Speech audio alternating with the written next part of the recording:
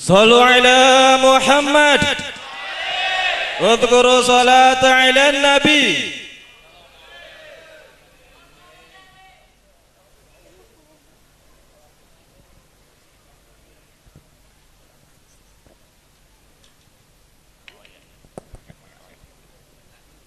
Assalamualaikum warahmatullahi wabarakatuh.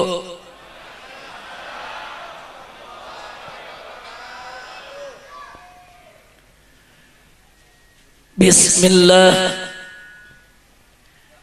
walhamdulillah wala hawla wala quwwata illa billah. Asyhadu an la ilaha illallah wahdahu la syarika lah wa asyhadu anna sayyidana Muhammadan abduhu wa rasuluh la nabiyya ba'dah. Allahumma salli wa sallim wa barik ala sayyidina wa habibina wa syafi'ina wa maulana nabiyyina Muhammadin wa ala alihi at-tahirin at-tayyibin wa ashabihi al-ghurril mayamin wa man tabi'ahum bi ihsanin ila yaumiddin. Sa'adatul ulama al-syurafa wal umara al-fudala wa jami'il hadirin al-ahibba al-a'izza rahimakumullah. Usikum jami'an wa nafsi bitaqwallah wa bita'ati rasulillahi sallallahu alaihi wasallam. Fanas'alullah subhanahu wa ta'ala an yahdiyana ila siratikil mustaqim wa yaj'alana minal muttaqin wa yudkhilana jannatahu jannatan na'im bihaqqi sayyidil mursalin walhamdulillahi rabbil alamin. Kepada yang sama kita cintai dan sama kita muliakan, para habaib, para kiai, para ajengan, para alim ulama, wabil khusus orang tua kita, guru kita semua, al-muhtaramul mukarram Kiai Haji Mansur Yunus, dan juga para sesepuh yang lainnya, kita doakan semoga para alim ulama kita senantiasa mendapatkan kekuatan istiqamah di jalan Allah, diberkahi setiap langkah perjuangan dakwahnya, diberikan kemenangan dari dunia hingga akhiratnya. Amin ya rabbal alamin. Selanjutnya kita sampaikan salam penghormatan kita juga untuk para umara, kepada aparatur pemerintah sipil TNI maupun Polri-nya, baik dari Mapolres ataupun Mapolseknya, baik dari Kodim maupun Koramilnya, dan teristimewa untuk Bapak Kepala Desa ataupun Bapak Camat atau yang mewakilinya. Kita doakan semoga segenap umara kita dilimpahkan taufik dan hidayah, sehingga menjadi pemimpin yang beriman dan bertakwa, yang taat kepada Allah dan Rasulnya, yang cinta kepada negeri dan rakyatnya. Amin ya rabbal alamin. Dan secara khusus salam penghormatan ini kita sampaikan kepada segenap panitia penyelenggara yang telah bekerja keras untuk mensukseskan acara ini, dan juga seluruh pihak yang telah ikut mendukung kelancaran acara pengajian ini. Kita doakan semoga semuanya mendapat ganjaran berlipat ganda dari Allah Subhanahu wa taala. Dimudahkan segala kesulitannya, dilapangkan segala kesempitannya, dibahagiakan dunia dan akhiratnya. Amin ya rabbal. Dan akhirnya salam penghormatan ini kita sampaikan kepada seluruh kaum bapak, kaum ibu, para pemuda, para pemudi, kaum muslimin dan muslimat rahimakumullah. Kita sama berharap mudah-mudahan hadirnya kita di tempat ini bisa menjadi penyebab turunnya rahmat dan barakah. Dan semoga bapak ibu yang hadir di sini tidaklah pulang dari tempat ini kecuali semua dosa dan kesalahan diampuni oleh Allah, semua penyakit disembuhkan oleh Allah, dan mendapatkan kemudahan, kebahagiaan dari dunia hingga akhirat. Amin ya rabbal alamin. Saudara, saya hadir di sini tidak sendiri, tapi didampingi oleh beberapa pengurus Front Pembela Islam, baik dari tingkat pusat maupun daerah. Di samping kiri saya ada Kiai Haji Ja'far Siddiq. Beliau adalah Sekretaris Umum DPP FPI. Kemudian juga di ujung sebelah sana masih ada Ustadz Khalidin selaku pimpinan daripada FPI Kuningan. Dan juga hadir bersama kita Kiai Haji Oyok Yahya, begitu juga Habib Hamid dan beberapa tokoh yang lainnya. Mudah-mudahan kehadiran beliau-beliau bersama kita akan makin menjadi penyebab lebih banyak turunnya rahmat dan barakah untuk kita. Amin ya rabbal alamin. Saudara,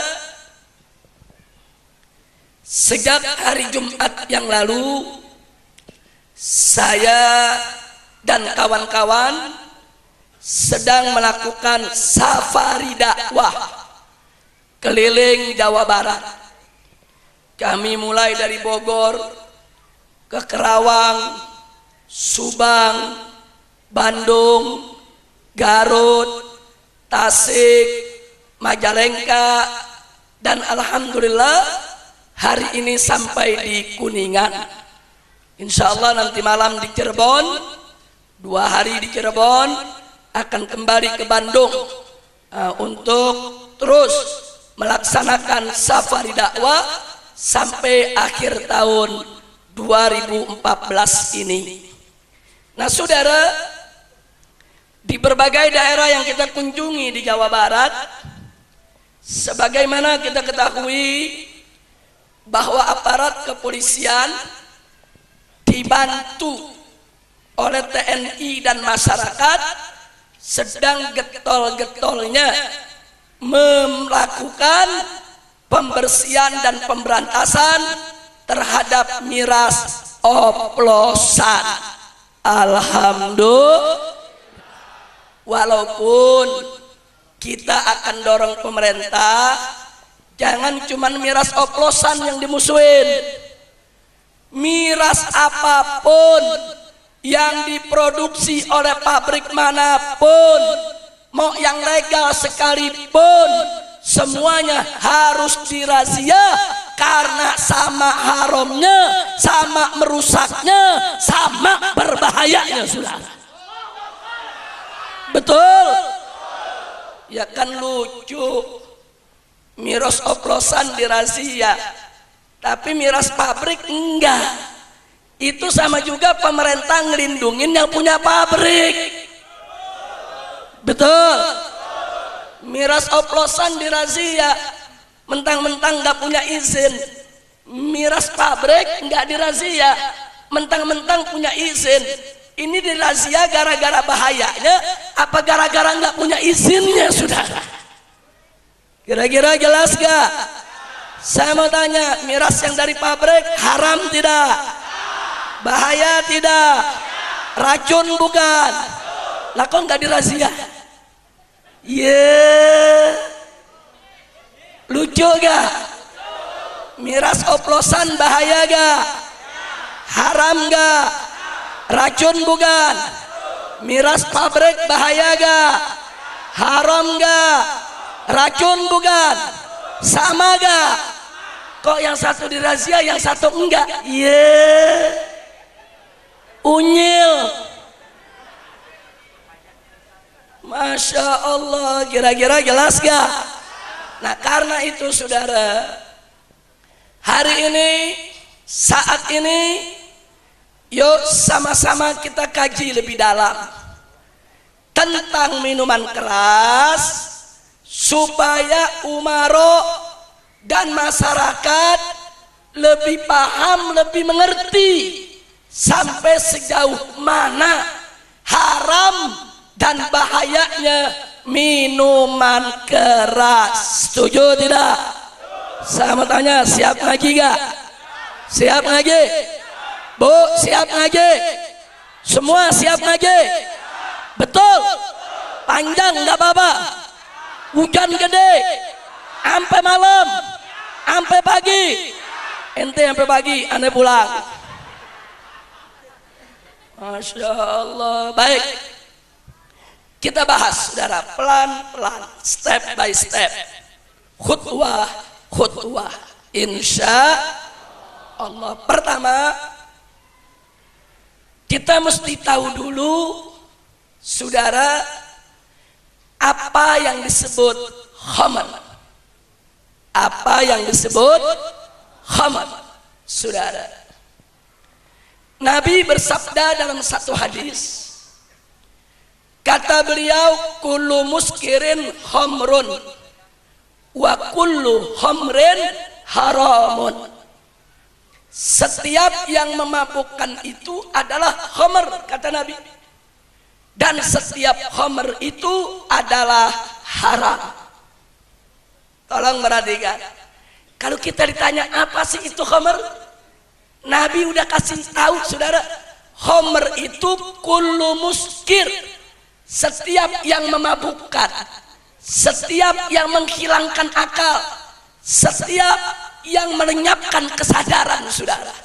Apa saja yang menghilangkan akal, yang melenyapkan kesadaran, yang memabukkan, disebut khamr, dan hukumnya adalah haram. Apa saja, baik yang dibuat dari tumbuhan nabati atau yang dibuat dari hewan haiwani atau yang dibuat dari bahan kimiawi, tidak peduli dibuat dari bahan apapun, kalau dia memabukkan, dia khamr, saudara. Dan tidak peduli saudara, tidak peduli bentuknya bagaimanapun juga, apakah bentuknya gas, cair, bubuk, tablet, jelly, enggak peduli saudara, bagaimanapun bentuknya, selama dia memabukkan, dia adalah khamr. Dan tidak peduli juga bagaimanapun cara penggunaannya, apakah dihisap, apakah disedot lewat hidung saudara, apakah disuntik, apakah dioleskan, apakah dikunyah, apakah ditelan saudara, tidak peduli dari bahan apapun dibuat saudara, bagaimanapun bentuknya dan bagaimanapun cara penggunaannya, selama dia itu memabukkan, disebut khamr, hukumnya. Dan gak peduli juga apapun namanya saudara, apakah namanya tuak, apakah namanya arak, apakah namanya bir, whisky, vodka, rum, Carlsberg, ada dia punya nama, mau namanya Udin kek, Udang kek, kita nggak peduli nama. Kalau dia memabukkan, menghilangkan akal, melenyapkan kesadaran, maka disebut hukumnya. Kira-kira jelas tidak? Jadi kalau begitu narkoba, khamar bukan? Ganja, sabu-sabu, magadon, khamar bukan? Miras, bir, vodka, whisky, pel anjing, khamar semua. Kira-kira jelas gak bu? Bu, jelas bu? Dan anak muda paham gak? Yang udah paham boleh pulang. Anak pinter udah paham belum? Belum, goblok. Duduk paling depan gak paham-paham. Saya mau tanya yang paling belakang, paham gak? Tuh, yang belakang paham, lu gak paham. Lu jangan bikin malu lu. Ini jangan-jangan gara-gara duduknya jongkok kali ini, jadi nggak paham-paham saudara. Lanjut. Jadi sekali lagi, dibuat dari bahan apapun, bagaimanapun bentuknya, bagaimanapun cara penggunaannya, apapun namanya, kalau memabukkan, menghilangkan akal, melenyapkan kesadaran, disebut khamar. Hukumnya haram. Kira-kira jelas tidak? Kalau begitu miras oplosan khamar bukan? Miras pabrik khamar bukan? Miras yang murah khamar bukan? Miras yang mahal khamar bukan? Miras yang tidak pakai izin khamar bukan? Miras yang pakai izin khamar bukan? Kalau begitu haram tidak? Sama saudara. Jadi jangan pemerintah, oh kalau khamar ini pakai izin nggak apa-apa, kalau ini nggak pakai izin mesti dirazia, pala lu bomengan. Lu yang punya hukum agama, yang ngatur hukum agama Allah, bukan manusia. Betul. Siap tunduk kepada hukum Allah, siap tunduk kepada hukum Allah. Oh ada yang ngomong begini, Habib Rizik, ayat konstitusi di atas ayat suci. Wow. Ayat konstitusi dibilang di atas ayat suci. Iya, lu ngigo. Udah gitu yang ngomong ketua ormas Islam, ketua umum yang dianggap ahlus sunnah wal jamaah. Ngawur saudara, ngawur tidak? Ngawur tidak? Kalau ada yang ngaku ahlus sunnah terus mengatakan ayat konstitusi di atas ayat suci, maka kalau besok dia sekarat jangan bacain Yasin, bacain aja Pancasila. Betul. Nabi bersabda, kata Nabi, Iqra'u Yasin ala mautakum, bacain Yasin kepada orang yang sekarat mau meninggal dunia atau kepada orang yang sudah meninggal dunia. Saudara, khusus untuk yang sekarat mau meninggal dunia yang sakit keras, itu saudara lebih utama dibacakan Yasin, lebih utama dibacakan Yasin. Kenapa? Satu, supaya malaikat maut nyabut nyawanya pelan-pelan saudara. Indah tidak? Kedua, saudara, supaya malaikat rahmat ikut turun mendoakan, beristighfar untuk orang yang sedang sekarat.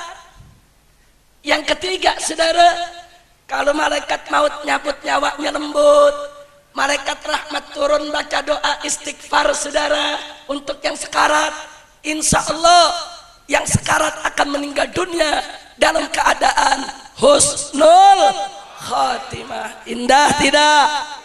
Bagus tidak baca Yasin? Betul. Tapi itu khusus untuk mereka yang yakin ayat suci di atas ayat konstitusi. Tapi yang mengatakan ayat konstitusi di atas ayat suci, tolong kalau besok mau mati jangan bacain Yasin. Dia lagi sekarat bacain Pancasila. Masya Allah, kira-kira jelas gak? Akhirnya malaikatnya bingung. Iya naon iya. Bukan baca Yasin, dia baca Pancasila. Tuh nyawa dibetot sama malaikat, saudara. Betot, kelojotan, mampus. Kira-kira jelas gak? Jelas gak? Jujur jawab semua. Kalau keluarga kita sekarat atau kita yang sekarat, mau dibacain undang-undang atau Yasin? Perda atau Yasin? Pancasila atau Yasin? UUD 45 atau Yasin? Betul? Yakin? Itu baru ahlus sunnah wal jamaah. Mudah-mudahan semua husnul khatimah. Amin ya rabbal alamin. Kira-kira jelas tidak? Allah mengharamkan minuman keras. Betul? Nabi mengharamkan minuman keras. Betul? Presiden membolehkan minuman keras dijual. Ayo, mau ikut yang mana? Mau ikut presiden atau ikut Allah? Jawab yang kompak. Mau ikut presiden atau ikut Allah? Mau ikut presiden atau ikut Nabi? Betul? Yakin? Takbir? Presiden baru dapat sedikit jabatan udah mau legalin miras. Saudara, jangan sombong. Yang mengharamkan miras yang maha tinggi, maha kuasa, maha agung, maha besar. Siapa yang maha besar? Siapa yang maha agung? Siapa yang maha tinggi? Siapa yang maha berkuasa? Siapa yang maha suci?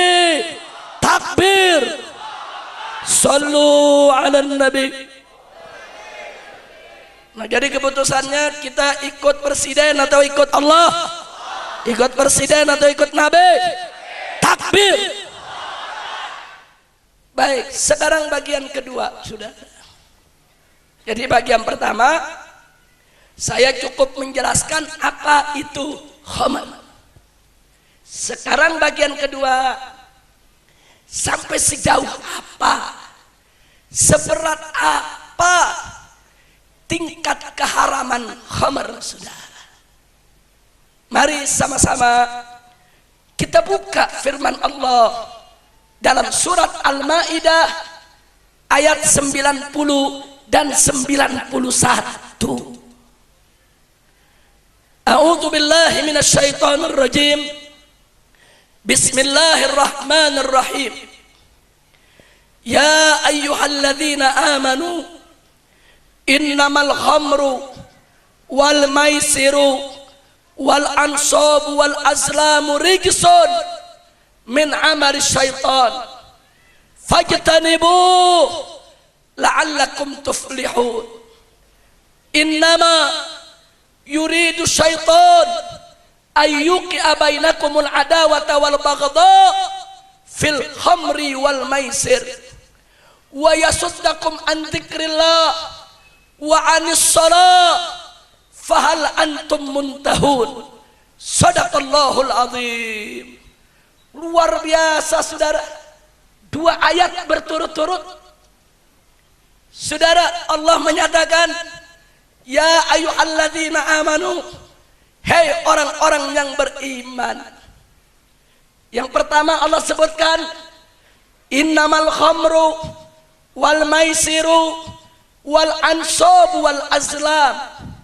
Sesungguhnya khamar dan judi dan ansab itu berkorban untuk berhala, dan azlam itu mengundi nasib dengan anak panah sesuai tata cara jahiliyah. Ansab dan azlam itu perbuatan syirik, ritualnya kafir Quraisy dulu, saudara. Perhatikan baik-baik.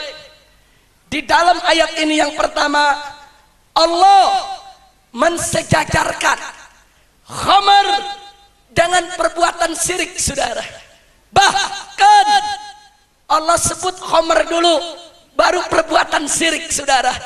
Itu menunjukkan betapa bahayanya khamar, betapa gawatnya khamar, betapa keras haramnya khamar, saudara. Saya mau tanya semua di sini, kita ngaji, saudara. Jawab yang keempat. Kalau ada perbuatan Allah sejajarkan dengan syirik, berarti perbuatan itu baik atau buruk? Baik atau jelek? Halal atau haram? Itulah khamar, saudara. Khamar disejajarkan oleh Allah dengan ansab dan azlam. Bahkan disebut lebih dulu. Allah enggak mengatakan innamal ansab wal azlam wal khamar. Tidak. Allah sebut khamar dulu, saudara. Innamal khamru wal maisiru wal ansab wal azlam. Itu menunjukkan khamar sangat-sangat haram, saudara. Kira-kira jelas tidak? Jelas tidak? Yang kedua Allah nyatakan itu yang namanya khamar rijsun, kotor, najis. Innamal khamru wal maisiru wal ansabu wal azlamu rijsun, kata Allah, kotor, najis. Saya mau tanya, kalau ada satu perbuatan terus Allah sebut itu perbuatan kotor, najis, itu perbuatan baik atau buruk? Bagus atau jelek? Halal atau haram? Itulah khamar, saudara. Itu khamar. Allah sebut rijsun, kotor, najis. Dan yang ketiga, saudara, setelah Allah katakan rijsun, apa Allah lanjutkan? Min amari syaitan. Yang namanya khamar itu, yang najis itu, saudara, min amari syaitan, daripada perbuatan setan. Pertanyaan saya, kalau ada perbuatan Allah sebut dalam Al-Quran itu perbuatan setan, itu amal setan, itu perilaku setan, berarti perbuatan tersebut baik atau buruk? Bagus atau jelek? Halal atau haram? Itulah khamar, saudara. Udah 3 kali tuh. Sekarang yang keempat, saudara. Yang keempat apa kata Allah? Fajtanibu, jauhkan itu khamar. Jauhkan itu khamar. Enggak boleh dekat-dekat dengan khamar. Jangankan minumnya, dekatnya saja enggak boleh. Masya Allah. Saya mau tanya, saudara, kalau ada perbuatan kita diperintahkan oleh Allah, jauhkan, jangan dekat-dekat, jauhin. Itu perbuatan baik atau buruk? Baik atau buruk? Jawab yang kompak. Bagus atau jelek? Halal atau haram? Itulah khamar, saudara. Yang kelima, saudara, Allah katakan la'allakum tuflihun. Kau jauhkan khamar, jangan diminum. Supaya kenapa? La'allakum tuflihun, supaya kamu beruntung bahagia dunia dan akhirat, supaya kamu tidak rugi. Artinya kalau kamu minum khamar, kamu rugi. Kalau kamu nggak minum khamar, kamu beruntung.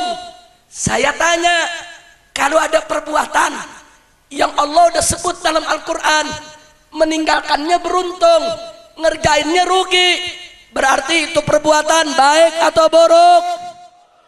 Bagus atau jelek? Halal atau haram? Itulah khamar, saudara.